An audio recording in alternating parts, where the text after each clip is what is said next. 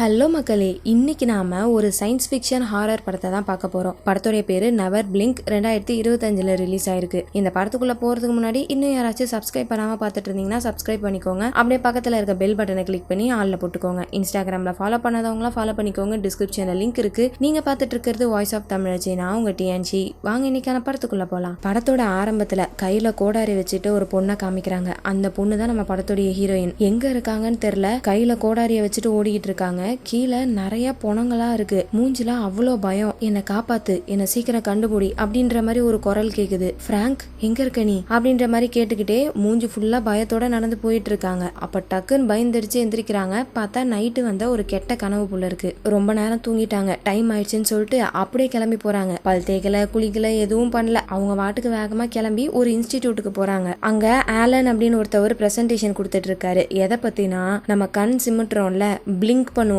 அதை பத்தின ஒரு பிரசன்டேஷனை கொடுத்துட்டு இருக்காரு. இப்ப நம்ம கண்ணை சிமிட்டுறோம்ல, அது எதுக்காக?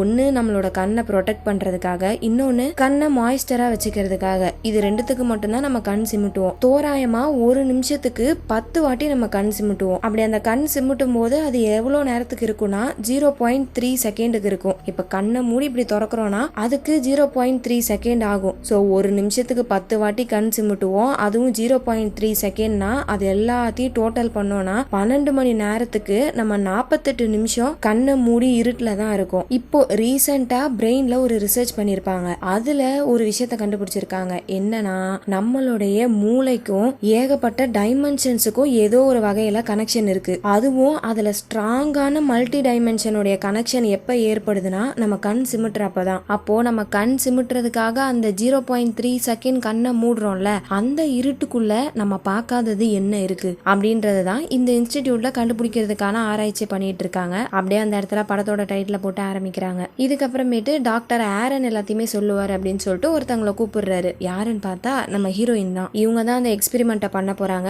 இவங்க கூட ஹெல்ப்புக்கு சில ஸ்டூடெண்ட்ஸ் இருக்காங்க. அவங்க எல்லாருக்குமே ஒரு ஹெல்மெட்டை காமிக்கிறாங்க. இந்த ஹெல்மெட்டை வச்சுதான் அந்த இருட்டுக்குள்ள கண் சிமிட்டும் போது அந்த இருட்டு இருக்குல்ல, அதுக்குள்ள என்ன நடக்குது அப்படின்றத இந்த ஹெல்மெட்டை வச்சுதான் பார்க்க போறாங்களாம். சீக்கிரமாவே நம்ம அந்த வேலையை ஆரம்பிச்சிருவோம் அப்படின்னு சொல்லிட்டு அந்த பிரசன்டேஷனை முடிச்சு வைக்கிறாங்க. அப்ப அந்த இடத்துக்கு ஒருத்தவர் வராரு. அவரை பார்த்ததும் ஹீரோயினுக்கு அவ்வளோ சந்தோஷம். இப்போ நம்மளுக்கு கூட ஒரு சில ரிலேஷன்ஷிப் இருக்கும், பிரதர் ஃப்ரம் அனதர் பிளட்னு. அந்த மாதிரிதான் நம்ம ஹீரோயினுக்கு இந்த பையன் ஒரு தம்பி மாதிரி. வேற ஒரு ஊர்ல இருந்திருப்பான். ஹீரோயினோட பிரசன்டேஷனை பார்க்கணுன்றதுக்காகவே அவ்வளவு தூரம் கடந்து இங்க வந்திருக்கான் போல இருக்கு. அதனாலதான் அவ்வளவு சந்தோஷப்படுறாங்க. அப்போ இந்த தம்பிக்காரன் ஒரு விஷயத்த சொல்ல வரான். உன்னோட பிரசன்டேஷன்ல ஒரு இடத்துல வித்தியாசமா நடந்துச்சு, அதை பாத்தியா அப்படின்ற மாதிரி கேட்க வரான். ஆனா ஹீரோயினுக்கு ஏகப்பட்ட வேலை இருக்கு, சோ நான் அப்புறமா பேசுறேன் அப்படின்னு சொல்லிட்டு அவன் சொல்ல வந்ததே கேட்காம அவாய்ட் பண்ணிட்டு போயிடுறாங்க. அவன் என்ன பார்த்தான்னு தெரியல. அப்படியே அந்த சீனை கட் பண்ணி பிராங்க் அப்படின்னு ஒருத்தவரை காமிக்கிறாங்க. மனநிலை பாதிக்கப்பட்ட ஒரு மாதிரி இருக்காரு. ஆக்சுவலா இவர் வேற யாரும் இல்ல, நம்ம ஹீரோயினுடைய லவ்வர். ஏன் இவர் இப்படி ஆனாரு, என்ன ஆச்சுன்னு தெரியல. அதுக்கப்புறமேட்டு ஹீரோயின் உட்காந்துட்டு அவங்க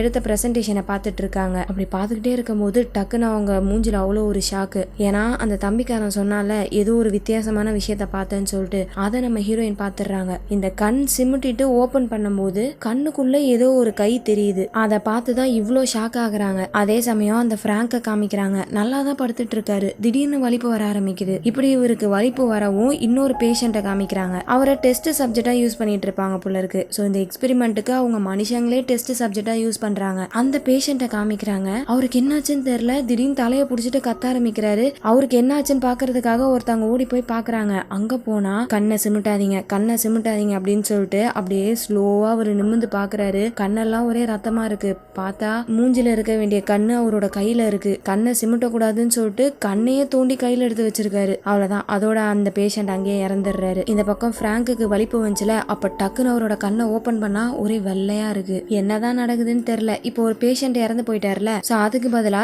இன்னொரு 2 டெஸ்ட் சப்ஜெக்ட கூப்பிட்டு வராங்க. அவங்களுக்கான ரூமை கொடுத்துட்டு பிராங்க கூட்டு போய் வச்சு டெஸ்ட் பண்றாங்க. அந்த டெஸ்ட பண்றது ஸ்டேசின்னு ஒரு பொண்ணு. ஸ்டேசி எவ்வளவு கேள்வி கேட்டாலும் பிராங்க் அதுக்கு எதுக்குமே பதில் சொல்ல மாட்டாரு. ஏன் கண்ணுல லைட் அடிச்சா கூட கண்ணை சிமிட்ட கூட மாட்டாரு. அப்படியே திறந்து வச்சிட்டு இருக்காரு. அப்படி இவங்க கேள்வி கேட்டுட்டு இருக்கும் போது டக்குன்னு இவங்களை திரும்பி பாக்குறாரா, ஸ்டேசி செமையா பயந்துடுறாங்க. ஆக்சுவலா இத்தனை நாள் வரைக்கும் அவர் எந்த ஒரு ரெஸ்பான்ஸும் பண்ணிருக்க மாட்டாரு. இப்ப டக்குன்னு நம்ம ஸ்டேசி பக்கம் திரும்பி இருக்கிறதுனால அவர் ஏதோ ஒரு விஷயம் சொல்ல வராருன்னு நினைக்கிறேன், நம்ம பேசுறதுக்கு ரெஸ்பான்ஸ் பண்றாருன்னு சொல்லிட்டு இன்னும் ஏகப்பட்ட கேள்வியா கேட்டுட்டு இருக்காங்க.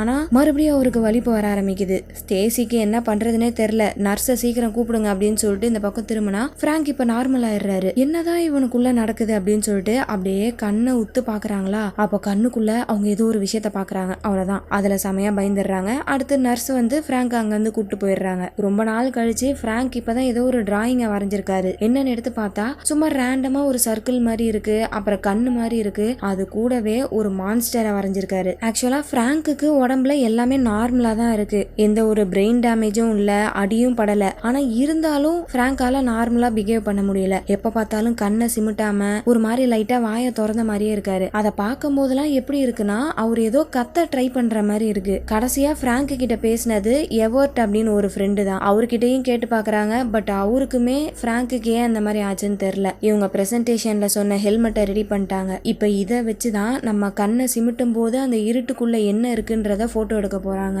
இன்னொரு பக்கம் தம்பிக்காரனை காமிக்கிறாங்க. அவன் நடந்து போயிட்டு இருக்கும் போது ஜூலி அப்படின்னு ஒரு பொண்ணை தெரியாம இடிச்சிடறான். அப்படி இடிச்சதுமே அவனுக்கு நிறைய விஷுவல்ஸா வருது. இந்த ஜூலியை ஏதோ ஒரு மான்ஸ்டர் வந்து பிடிக்கிற மாதிரியும், ஹீரோயின் கையில கோடாரி வச்சுட்டு யாரையோ பயங்கரமா கொல்ற மாதிரி, இந்த மாதிரிலாம் அவனுக்கு ஒரு விஷன் வருது. ஏன் இந்த மாதிரி விஷன்ஸ் வந்துச்சுன்னு அவனுக்கே தெரியல. இன்னொரு பக்கம் பிராங்கோடைய பிரெயின் ஆக்டிவிட்டிஸ் எல்லாத்தையுமே செக் பண்ணி பாக்குறாங்க. அது எல்லாமே ஹையா இருக்கு. ஒரு பேஷண்ட் இறந்தாருல, அவரோட கண்ணை நோண்டி எடுத்து அவரே செத்து போனாரு. அவர் அந்த மாதிரி பண்ண சமயத்துலதான் பிராங்குக்கு வலிப்பு வந்திருக்கு. சோ என்ன நடக்குதுன்னே புரியல. அடுத்து பிராங்குக்கு ரெண்டாவது வாட்டி டெஸ்ட் பண்ணும்போது வலிப்பு வந்திருக்கும்ல, அந்த வீடியோஸை போட்டு பாக்குறாங்க. அப்படியே ஸ்லோவா பாத்துட்டு இருக்கும் போது டக்குன்னு ஒரு இடத்துல பாஸ் பண்ணி செமையா ஷாக் ஆகுறாங்க. என்னன்னு பார்த்தா ஒரு செகண்ட் ஏதோ ஒரு இடத்துல மாட்டிக்கிட்டு யாரோ கத்துற மாதிரி ஒரு சீன். அப்படியே அதை போட்டோ எடுத்து வச்சுக்கிறாங்க. ஜூலின்னு ஒரு பொண்ணை காமிச்சாங்கல்ல, இந்த தம்பிக்காரன் தெரியாம இடிச்சானே, அந்த பொண்ணு வேலையெல்லாம் முடிச்சுட்டு வீட்டுக்கு போறா. நைட் டைம் ரோட்ல யாருமே இல்ல. அப்படி அவன் நடந்து போயிட்டு இருக்கும் போது ஒரு வாட்டி கண்ணை சிமிட்டுறாளா, அப்படி மூடிட்டு திறக்கும் போது பார்த்தா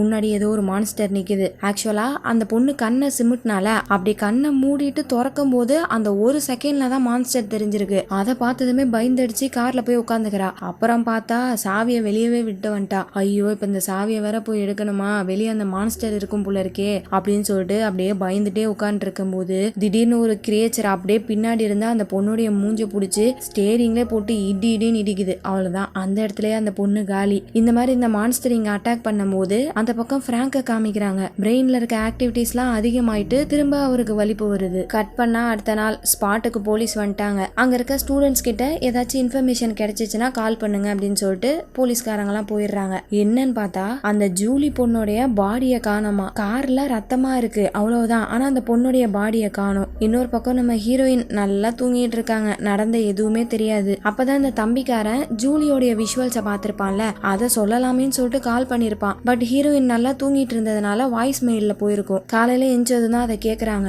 என்ன இது ஜூலியை பத்தி ஏதோ சொல்லிக்கிட்டு இருக்கான் அப்படின்னு சொல்லிட்டு இன்ஸ்டிடியூட்டுக்கு வந்தா அங்க ஜூலி இந்த மாதிரி மர்மமான முறையில காணாம போயிட்டாங்க, அவங்கள யாரோ கொலை பண்ணிட்டு பாடியை எடுத்துட்டு போயிட்டாங்கன்னு நினைக்கிறேன் அப்படின்ற மாதிரி சொல்றாங்க. அவ்வளவுதான். சோ தம்பிக்காரன் நம்ம கிட்ட இதை முன்னாடியே சொல்ல ட்ரை பண்ணிருக்கான், அவனுக்கு எப்படியோ இந்த விஷயங்கள்லாம் முன்னாடியே தெரிஞ்சிருக்கு அப்படின்னு சொல்லிட்டு ஹீரோயின் செமையா ஷாக் ஆகுறாங்க. அப்போ எட்வர்டுன்னு ஒருத்தவன் என்ன பண்றான், நம்ம ஹீரோயின் உள்ள வந்ததுமே சில ரெக்கார்ட்ஸை கொடுக்கறான். பிராங்குக்கு வலிப்பு வந்த போது எடுத்த வீடியோ ரெக்கார்ட்ஸ் எல்லாத்தையுமே காமிக்கிறான். அதுலயுமே ஏதோ ஒரு முரண்பாடான விஷயம் நடந்திருக்கு. சோ எப்பெல்லாம் பிராங்குக்கு வலிப்பு வருதோ அப்பெல்லாம் இந்த மாதிரி டிஃப்ரெண்டா ஏதோ ஒரு விஷயம் நடக்குது. சிசிடிவியோட வீடியோவை பார்த்தா பிராங்குக்கு பக்கத்துல ஏதோ ஒரு மான்ஸ்டர் நிக்கிற மாதிரி இருக்கு. அதே சமயம் இந்த ஜூலி இறந்து போனாங்கல்ல, அவங்க இறந்து போன அதே டைம் தான் பிராங்குக்கும் வலிப்பு வந்திருக்கும். அப்போ எல்லாமே பிராங்கை சுத்தி தான் நடக்குது. பட் என்னன்றதை அவங்களால புரிஞ்சுக்க முடியல. அதுக்கப்புறம் புதுசா 2 டெஸ்ட் சப்ஜெக்டை கூப்பிட்டு வந்தாங்கல்ல, அதுல ஒரு டெஸ்ட் சப்ஜெக்டை இப்போ கூப்பிட்டு வந்து ஆராய்ச்சி பண்ணிட்டு இருக்காங்க.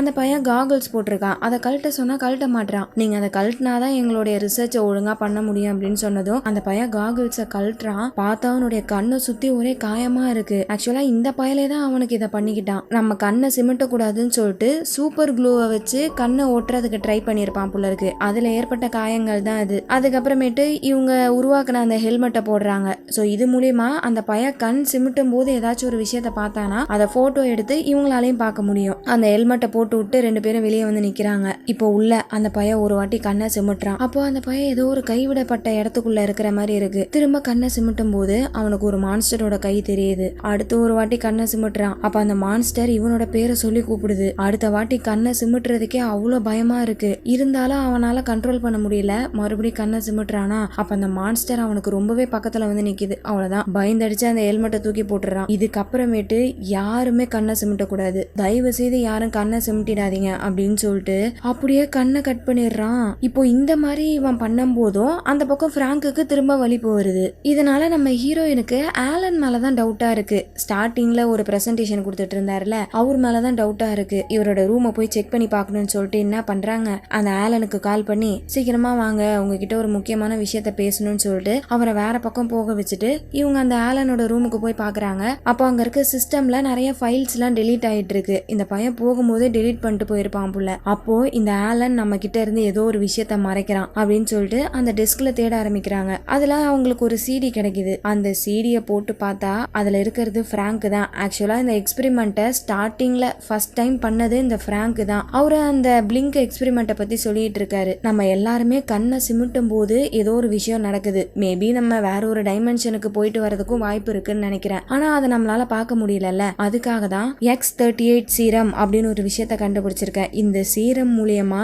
நம்மளால கண்ணை சிமிட்டும் போது அந்த இருட்டுல என்ன நடக்குது அப்படின்றத பார்க்க முடியும் அப்படின்னு சொல்லிட்டு ரொம்ப எக்ஸைட்டடா வீடியோல பேசிட்டு இருக்காரு. அதுக்கப்புறம் இந்த எக்ஸ்பெரிமெண்ட்டை முடிச்சதும் என்னோட கேர்ள் ஃப்ரெண்ட் கிட்ட ரிங்க கொடுத்து என்ன கல்யாணம் பண்ண சொல்லி கேட்க போறேன் அப்படின்னு சொல்லிட்டு இந்த மோதிரத்தெல்லாம் காமிக்கிறாரு. அதை பார்க்கும் போதே ஹீரோயினுக்கு தாரையா கண்ணுல இருந்து தண்ணி வந்துகிட்டு இருக்கு. இன்னொரு பக்கம் அந்த பேஷண்ட்டுக்கு ஹெல்மெட்டை போட்டு டெஸ்ட் பண்ணாங்கல்ல, இவங்க நினைச்ச மாதிரியே அந்த இருட்டுக்குள்ள பேஷண்ட் என்ன பார்த்தான் அப்படின்ற இமேஜஸ் இவங்களுக்கு கிடைச்சிருக்கு. அதுல பார்த்தா ஒரு வாட்டி கண்ணை சிமிட்டும் போது வேற வேற இமேஜஸ் தானே மாறணும். அந்த இமேஜஸ் எல்லாத்தையுமே பக்கத்துல அடுக்கி வச்சு பார்த்தா அப்படியே ஒரு விஷுவல் மாதிரி தெரியுது. அதுல ஒரு பாழடைஞ்ச பில்டிங்கோடைய கதவை ஓபன் பண்ணி அந்த பேஷண்ட் உள்ள போற மாதிரி ரெக்கார்ட் ஆயிருக்கு. இத பார்த்துதான் அங்க இருக்கிறவங்களுக்கு சந்தோஷம் தாங்கல. ஏன்னா அவங்களோட எக்ஸ்பெரிமெண்ட் சக்சஸ் ஆயிடுச்சு. நம்ம கண்ணை சிமிட்டும் போது ஏதோ ஒரு விஷயம் நடக்குது அண்ட் அதை இவங்களால போட்டோ எடுக்க முடியுதுன்னா கண்டிப்பா அவங்களோட எக்ஸ்பெரிமெண்ட் சக்சஸ் தானே. அதுல செம குஷி ஆயிடுறாங்க. ஒரு நர்ஸ் இருந்தாங்களே, அவங்க பார்ட்டி என்னோட வீட்டுல தான் அப்படின்னு எல்லாரையும் கூப்பிடுறாங்க. ஆனா ஸ்டேசிக்கு ஏதோ வேலை இருக்கான். சோ அந்த வேலையை முடிச்சுட்டு நான் கொஞ்சம் லேட்டா வந்து பார்ட்டியில கலந்துக்கிறேன் அப்படின்னு சொல்லிட்டு இந்த ஆலன் கிட்ட இருந்து ஏதோ பார்சலை வாங்குறதுக்காக போறாங்க. அங்க போனா ஆடிட்டோரியமே காலியா இருக்கு. ஸ்டேசி மட்டும் தான் தனியா நின்னுகிட்டு இருக்காங்க. அப்ப ஏதோ ஒரு மான்ஸ்டர் இவங்களை கூப்பிடுற சவுண்டு கேக்குது. எனக்காக ஒரு வாட்டி கண்ணை சிமிட்ரியா, அப்பதான் என்னால உன்னை கொல்ல முடியும் அப்படின்ற மாதிரி அந்த மான்ஸ்டர் கேட்க, அதே சமயம் ஸ்டேசி தெரியாம கண்ணை சிமிட்டிடுறாங்க. அவ்வளவுதான். அடுத்த நிமிஷமே அந்த மான்ஸ்டர் வந்து ஸ்டேசியை கொன்னுடுது. இன்னொரு பக்கம் ஹீரோயின் அழுதுகிட்டே திரும்ப அந்த டிராவை தேடி பாக்குறாங்க. இன்னொரு சிடி கிடைக்குது. அந்த சிடியை போட்டு பார்க்கும் போதுதான் பல உண்மைகள் அவங்களுக்கு தெரிய வருது. பிராங்க் அந்த X38 சீரம் கண்டுபிடிச்சிட்டாருல, அதை வச்சு அவரோட ப்ராஜெக்டை சக்சஸா முடிக்க முடியும் அப்படின்ற அளவுக்கு அவர் வந்துட்டாரு. அந்த சீரமை மனுஷங்களோட உடம்புக்குள்ள போட்டு டெஸ்ட் பண்ணணும். அப்பதான் இந்த ப்ராஜெக்ட் 100% சக்சஸ் ஆகும். ஸோ சீக்கிரமா நம்ம அந்த வேலையை பண்ண ஆரம்பிச்சிடலாம் அப்படின்னு சொல்லிட்டு அவர் யோசிச்சுட்டு இருக்கும் போதுதான் கரெக்டா அங்க ஆலன் வராரு. அவர் என்ன சொல்றாருன்னா, மனுஷங்க மேல டெஸ்ட் பண்றதுக்கு ஏகப்பட்ட ஃபார்மாலிட்டிஸ் இருக்கு. அதெல்லாம் முடிச்சுட்டு நம்ம அந்த ப்ராஜெக்டை முடிக்கிறதுக்குள்ள ரொம்ப டைம் ஆயிடும். ஸோ நம்ம அந்த டெஸ்ட்டை பண்ண வேண்டாம் அப்படின்ற மாதிரி சொல்றாரு. ஆனா டெஸ்ட் பண்ணாமலே டைரக்டா அந்த ப்ராஜெக்டை சப்மிட் பண்றது ரொம்பவே ரிஸ்க். மேபி இந்த X38 சீரம்னால யாருக்காச்சும் பிரெயின் டெட் ஆகலாம், இல்ல சைடு எஃபெக்ட் வரலாம். இந்த மாதிரி நிறைய விஷயங்கள் நடக்கும். ஒருவேளை ப்ராப்பரா எல்லாத்தையும் ஃபாலோ பண்ணாம நீங்க இந்த ப்ராஜெக்டை முடிக்கணும்னு நினைச்சீங்கன்னா நான் மேல் இடத்துல சொல்லி இந்த ப்ராஜெக்டை க்ளோஸ் பண்ணிடுவேன் அப்படின்ற மாதிரி பிராங்க் சொல்றாரா. எனக்கு தெரியும், அப்பவே நீ ஒத்துக்க மாட்டேன்னு தெரியும், அதுக்காக தான் உன்னை வச்சு டெஸ்ட் பண்ணிடுறேன் அப்படின்னு சொல்லிட்டு பேசிக்கிட்டே இருக்கும் போது டக்குன்னு அந்த சீரமை பிராங்கோடைய உடம்புல குத்திடுறாரு. அவ்வளவுதான். இந்த சீரமை குத்துனதுனாலதான் பிராங்குக்கு இப்ப இப்படிப்பட்ட நிலைமை. ஆக்சுவலா கண்ணை வந்து சிமிட்டும் போது ஏதோ ஒரு இன்டர் டைமென்ஷனுக்கு இவங்க போயிட்டு வராங்கன்னு தெரிஞ்சிருச்சு. ஆனா வெறும் 0.3 செகண்ட் வச்சு அவங்களால என்ன பண்ண முடியும்? அந்த டைமை எக்ஸ்டெண்ட் பண்றதுக்காக தான் இந்த சீரமை யூஸ் பண்ணிருக்காங்க. பட் இப்போ அந்த சீரம்னால ஏதோ ஒரு கேட் ஓபன் ஆயிடுச்சு போல இருக்கு. அதனாலதான் பிராங்க் திரும்ப வராம அந்த கேட் மூலியமா வேற ஏதோ ஒரு மான்ஸ்டர் நம்ம உலகத்துக்கு வந்திருக்கு அப்படின்ற விஷயத்த ஹீரோயின் புரிஞ்சுக்கிறாங்க. கரெக்டா அதே சமயம் ஆலனும் அங்க வந்துடுறாரு. ஏமாத்துக்காரா, உன்னை எவ்வளவு நம்பணும், எங்களை ஏமாத்திட்டல அப்படின்னு சொல்லிட்டு ஹீரோயின் அந்த பயலை திட்டிட்டு போக, இன்னொரு பக்கம் எட்வர்டை காமிக்கிறாங்க. அவன் போன்ல ஒரு மான்ஸ்டர் கேம் விளையாண்டுட்டு இருக்கான். அப்போ அங்க இருக்க லைட் எல்லாம் பிளக்சுவேட் ஆகுது. ஏன் இந்த மாதிரி அடிக்கடி பவர் பிளக்சுவேஷன் ஆகுதுன்னு சொல்லிட்டு போனை வச்சுட்டு இந்த பக்கம் வந்து செக் பண்ணிட்டு இருக்கானா. அப்போ ஒரு வாட்டி கண்ணை சிமிட்றான். அப்படி கண்ணை சிமிட்டிட்டு ஓபன் பண்ணா இவ்வளவு நேரம் ஒரு மான்ஸ்டர் கேம் விளையாண்டுட்டு இருந்தான்ல, அந்த கேம்ல இருக்க மான்ஸ்டர் ரியலா போன் வழியா வெளியே வந்து அந்த பையில சாவடிச்சிருது. இத அந்த நர்ஸ் பாத்துடுறாங்க. அவ்வளவுதான். பயந்து போய் அங்கிருந்து ஓட ஆரம்பிக்கிறாங்க. இன்னொரு பக்கம் அந்த ஆலன் என்ன பண்றான், அவ்வளவுதான் போதும், இது வரைக்கும் நடந்ததே போதும், இதோட எல்லாத்தையும் முடிச்சுக்கலாம் அப்படின்னு சொல்லிட்டு திரும்ப பிராங்குக்கு அந்த சீரமை போடுறதுக்கு வரான். அப்போ அந்த மான்ஸ்டர் போட விடாம தடுக்குது. பிராங்குக்கு திரும்ப வலிப்பு வர மாதிரி இருக்கு. அப்ப அவனோட கண்ணை காமிக்கிறாங்க. கருவிழி அப்படியே ரெண்டா பிரியுது. அவ்வளவுதான். அந்த இடத்துல பிராங்க் தான் படுத்துக்கிட்டு இருக்கான். ஆனா அங்க இருந்து மான்ஸ்டர் வெளியே வந்து ஆலனை சாவடிச்சிருது. இன்னொரு இன்னொரு பக்கம் ஹீரோயின் அழுதுகிட்டே ஓடிட்டு இருக்காங்க. நடுவுல அந்த தம்பிக்காரன் வரான். அவன் கிட்ட ஹீரோயின் நடந்த விஷயங்கள் எல்லாத்தையுமே சொல்றாங்க. ஆக்சுவலா இத்தனை நாள் இவங்க என்ன நினைச்சிட்டு இருந்திருப்பாங்க, நம்ம கண்ணை சிமிட்டும் போது ஏதோ சில விஷுவல்ஸ் நம்மளுக்கு தெரியும் அப்படின்னு தான் நினைச்சிட்டு இருந்திருப்பாங்க. பட் இப்பதான் உங்களுக்கு தெரிய வந்திருக்கு, இவங்க கண்ணை சிமிட்டும் போது வேற ஏதோ ஒரு டைமென்ஷனுக்கே போயிட்டு வராங்க. அப்படி அந்த டைமென்ஷனுக்கு போறாங்கல்ல, அந்த டைமை கொஞ்சம் ரொம்ப நேரம் நீடிக்க வைக்கணும்ன்றதுக்காக தான் இந்த X38 சீரமை உருவாக்கியிருக்காங்க. பட் அந்த சீரம் என்ன பண்ணிடுச்சு, 2 டைமென்ஷனுக்கு நடுவுலயும் ஒரு கேட்டை ஓபன் பண்ணிடுச்சு. ஸோ அந்த டைமென்ஷன்ல இருக்க மான்ஸ்டர் பிராங்கை ஒரு பைப் லைனா யூஸ் பண்ணி இவங்க உலகத்துக்கு வந்திருக்கு. இப்போ அந்த கனெக்ஷனை கட் பண்ணாதான் அந்த டைமென்ஷன்ல மாட்டிக்கிட்டு இருக்க பிராங்கை கண்டுபிடிச்சு இவங்களால திரும்ப கொண்டு வர முடியும். அதுக்கு பிராங்க் எப்படி அந்த டைமென்ஷனுக்கு போனாரு, இந்த X38 சீரமை வச்சு தானே. ஸோ அதே மாதிரிதான் நம்மளும் அந்த டைமென்ஷனுக்கு போயிட்டு பிராங்கை காப்பாத்திட்டு வர போறோம் அப்படின்னு சொல்லி ஒரு முடிவு எடுக்கிறாங்க. இன்னொரு பக்கம் நர்ஸை காமிக்கிறாங்க. பயத்துல பாத்ரூமுக்கு போயிட்டு மேல இருக்க ரத்தத்தெல்லாம் கழுவிக்கிட்டு இருக்காங்க. அப்ப அவங்கள யாரோ கூப்பிடுற மாதிரி இருக்கு. பொறுமையா ஒரு டோரா ஓபன் பண்ணி பாக்குறாங்க. அங்க யாரும் இல்ல. சீக்கிரமா இங்க இருந்து போகணும்னு சொல்லிட்டு வேகமா மேல இருக்க ரத்தத்தெல்லாம் தொடச்சிட்டு இருக்காங்க. அப்போ படிக்கட்டுல இருந்து அந்த மான்ஸ்டர் பொறுமையா மேல ஏறி வந்துட்டு இருக்கு. இவங்க பின்னாடி ஏதோ ஒண்ணு நிக்குதுன்னு சென்ஸ் பண்ணிட்டு பைப்பை வச்சு அட்டாக் பண்ண ஆரம்பிக்கிறாங்க. அதே சமயம் அந்த மான்ஸ்டரும் அட்டாக் பண்ண ஆரம்பிக்குது. ஆனா அது மான்ஸ்டர் ஆச்சே, எப்படி இவங்களால அதை அடிக்க முடியும்? ஈஸியா அது நர்ஸ் கையில இருக்க பைப்பை புடுங்கி அதை வச்சு அவங்கள சாவடிச்சுட்டு போயிடுது. எவர்ட்டுக்கு இந்த நர்ஸ்னா ரொம்ப பிடிக்கும் புள்ள இருக்கு. இந்த நிலைமையில பார்த்ததும் அவன் வேற ஒரு பக்கம் கதறி அழுதுட்டு இருக்கான். அந்த மான்ஸ்டர் மேல செம்மையா கோவம் வருது. அந்த கோவத்துல, நீங்க 2 பேரும் அந்த டைமென்ஷனுக்கு போறதுக்கு நான் உங்களுக்கு ஹெல்ப் பண்றேன் அப்படின்னு சொல்லிட்டு இவங்க 3 பேருமே லேபுக்கு போறாங்க. இப்போ அந்த டைமென்ஷனுக்கு போற இவங்க 2 பேருக்கு மட்டும் ஆபத்து இல்ல, இங்க இருக்க போற எவர்ட்டுக்கும் தான் ஆபத்து. ஏன்னா இவன் கண் சிமிட்னானா அது மூலியமா மான்ஸ்டர் இவன் இருக்கிற இடத்த கண்டுபிடிச்சிட்டு வந்து அவனையும் கொன்றும்ல. சோ அது ரொம்பவே ரிஸ்க். பட் இருந்தாலும் இவனால மட்டும்தான் இவங்க 2 பேருக்கும் ஹெல்ப் பண்ண முடியும். ஏன்னா அந்த டைமென்ஷன்ல இருக்கக்கூடிய மான்ஸ்டர் இங்க இருக்கிறவங்கள எப்படி கண்டுபிடிக்குது, கண் சிமிட்டுறதை வச்சுதான். சோ கண் சிமிட்டுறதுனா என்னது, டக்குன்னு கண்ணை மூடிட்டு திறக்கிறது. சோ இப்ப இவங்க கண்ணை மூடி திறந்தாங்கன்னா அந்த மான்ஸ்டர் ஈஸியா இவங்களை கண்டுபிடிச்சிரும். எப்ப கண்ணை மூடி டக்குன்னு திறக்கிறாங்களோ அந்த ஒரு செகண்ட் கேப்ல தான் இவங்களால அந்த மான்ஸ்டரை பார்க்க முடியும். அப்படி டக்குன்னு கண்ணை மூடி திறந்து அந்த மான்ஸ்டர் கிட்ட இருந்து இவங்களால எப்படி தப்பிக்க முடியும்? அதனாலதான் இவங்க ஒரு வாட்டி கண்ணை மூடிடுவாங்க. அப்படி மூடினக்கு அப்புறமேட்டு எந்த பக்கம் போகணும், எப்படி போகணும் அப்படின்றத எவர்ட் தான் வழி சொல்ல போறாரு. சோ அதுக்காக தான் என்னால மட்டும்தான் உங்களுக்கு உதவி செய்ய முடியும் அப்படின்னு சொல்லிட்டு அந்த ரிஸ்க் எடுக்கிறதுக்கு ஒத்துக்கிறாரு. அண்ட் இவங்க கண்டுபிடிச்ச அந்த ஹெல்மெட்டை போட்டுக்கிறாங்க. என்ன ஆனாலும் சரி கண்ணை மட்டும் சிமிட்டிட கூடாது அப்படின்னு சொல்லிட்டு இவங்க 2 பேருமே கண்ணை மூடிட்டு நடக்க ஆரம்பிக்கிறாங்க. லெஃப்ட் போகணும், ரைட் போகணும், முன்னாடி தூண் இருக்கு அப்படின்னு சொல்லிட்டு எவர்ட் தான் சொல்ல ஆரம்பிக்கிறாரு. அதை கேட்டுக்கிட்டே இவங்க நடந்து போயிட்டு இருக்காங்க. அண்ட் இவங்க அந்த ஹெல்மெட் போட்டிருக்காங்களா, அது மூலியமா எவர்ட்டால அந்த மான்ஸ்டர் எங்க போகுது வருதுன்றத பார்க்க முடியுது. அந்த மான்ஸ்டர் இப்ப லெஃப்ட்ல இருக்கு, அந்த பக்கம் போகாதீங்க, இந்த பக்கம் வாங்க அப்படின்னு சொல்லிட்டு கரெக்டா சொல்லிக்கிட்டே இருக்கான். இவங்களும் அப்படியே ஸ்லோவா போயிட்டே இருக்காங்க. அப்புறம் பார்த்தா திடீர்னு அந்த மான்ஸ்டர் முன்னாடி வந்து நிக்குது. எவர்ட் அதை பார்த்துட்டு சொல்லலாம்னு நினைக்கிறான். ஆனா சிக்னல் கட் ஆயிடுது. என்னாச்சுன்னு தெரியல. இவங்க வேற அந்த மான்ஸ்டர் கிட்ட தொடர மாதிரி போயிட்டாங்க. ஐயோ என்னாச்சுன்னு தெரியல அப்படின்னு சொல்லிட்டு எவர்ட் புலம்பிக்கிட்டு இருக்கான். கொஞ்ச நேரத்திலே சிக்னல் வந்துருது. பார்த்தா நல்ல வேலை அவங்க 2 பேருக்கும் ஒன்னும் ஆகல, நல்லா தான் இருக்காங்க. அப்ப எவர்ட் அங்க இருக்க கேமராவை பாக்குறான். அதுல பார்த்தா இன்ஸ்டிடியூட்ல இருக்க எல்லாருமே ஒருத்தங்களா செத்துக்கிட்டு இருக்காங்க. அந்த மான்ஸ்டர் தான் சாவடிச்சிட்டு இருக்கு. எப்படி எல்லா இடத்துலயும் ஒரே டைம்ல அட்டாக் பண்ணுதுன்னு தெரியல. அங்க இருக்க சயின்டிஸ்ட், டாக்டர் எல்லாருமே காலி. அடுத்து ஆலன் கண்ணை சிமிட்றானா, அவ்வளவுதான். இவன் இருக்கிற இடத்தையும் அந்த மான்ஸ்டர் கண்டுபிடிச்சிருது. அப்படியே அவனுக்கு முன்னாடி வந்து நிக்குது. இன்னொரு வாட்டி கண்ணை சிமிட்னானா கண்டிப்பா அந்த மான்ஸ்டர் வந்து இவனை கொன்றும். அதனால எப்படியும் கண்ணை சிமிட்டிட கூடாதுன்னு சொல்லிட்டு கண்ணில் ஸ்டாப்லர் அடிச்சுக்கிட்டு இப்பவா முடிஞ்சா வந்து என்ன தொட்டு பாரு எங்க இருக்க அப்படின்னு சொல்லிட்டு திமிரா பேசுறானா. பட் ஆல்ரெடி அந்த மான்ஸ்டர் தான் இவன் இருக்கிறத பாத்துருச்சு. அப்படியே அவனையும் கொன்றுது. இவன் இங்க இறந்துட்டான்றது அந்த பக்கம் நம்ம ஹீரோயினுக்கு தெரியல. எவர்ட் இருக்கியான்னு கேட்டு பாக்குறாங்க. பட் எந்த ஒரு ரெஸ்பான்ஸும் இல்ல. இப்போ இவங்க 2 பேருமே கைட் பண்றதுக்கு எவர்ட் இல்ல. சோ கண்ணே தெரியாம அப்படியே தடவி போயிட்டு இருக்காங்க. வழியில ஃபுல்லா பாடிஸா இருக்கு. அந்த பாடியில இருக்க குடலை மிதிக்கிறாங்க. பட் என்ன மிதிக்கிறாங்கன்றதே அவங்களுக்கு தெரியல. டேய் கீழே ஏதோ கிடக்குதுடா அப்படின்னு சொல்லிட்டு புலம்பினே போறாங்க. அதுக்கப்புறம் அங்க இருக்கிறதெல்லாம் டெட் பாடின்னு கண்டுபிடிச்சிட்டு செமையா பயத்துல கத்துறாங்க. அப்ப ஹெல்மெட் போட்டிருக்காங்களே, அதுல இருந்து ஒரு ஹையான ஃப்ரீக்வன்சி சவுண்ட் கேக்குது. காது பயங்கரமா வலிக்குதுன்னு சொல்லிட்டு அந்த ஹெல்மெட்டையும் தூக்கி போட்டுறாங்க. என்ன ஆனாலும் கண்ணை மட்டும் திறந்துடாதரா அப்படின்னு சொல்லிட்டு ஹீரோயின் தம்பிக்காரனை கூட்டு போயிட்டு இருக்காங்களா. பட் அங்க இருக்கிற ரத்தம் வழுக்கி இந்த பையன் ஸ்லிப் ஆகி கீழே விழுந்துடுறான். அவ்வளவுதான். விழுந்த வேகத்துல கண்ணை திறந்துட்டான். இப்ப டக்குன்னு கண்ணை மூடினானா